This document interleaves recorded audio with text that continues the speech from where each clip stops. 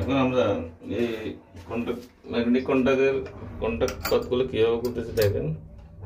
এটা আমরা আরেকটা আছে এই এটা এটা এই দুইটা হচ্ছে এই দুইটাকে এটা দ্বারা আপনার কন্টাক্টিং পয়েন্ট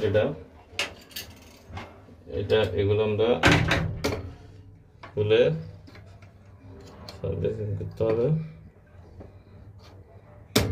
দেখো হার্ড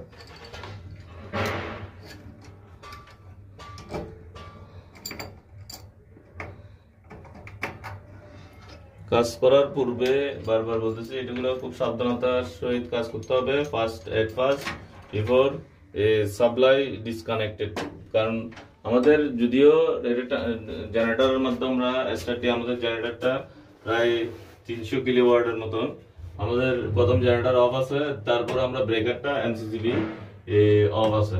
এটা এনশিওর হতে হবে আপনার ফার্স্ট সেফটির জন্য। আপনার কোনো কাজ করার আগে সাপ্লাই অফ আছে কিনা এটা ফার্স্ট এনশিওর হওয়া, এনশিওর হয়ে তারপরে কাজে হাত দিবেন।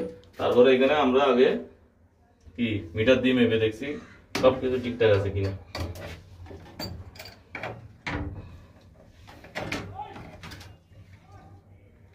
এগুলো কন্টাক্ট পাথ।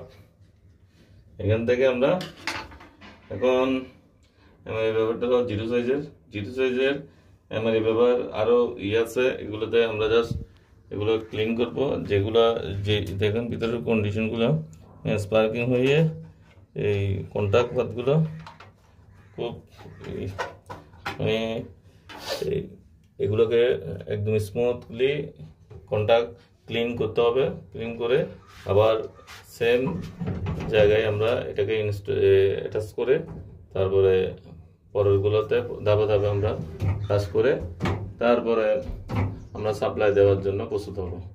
ঠিক আছে, আমি একটা দিয়ে দেখাচ্ছি, সবগুলো এই সেম ওয়ে। ওকে।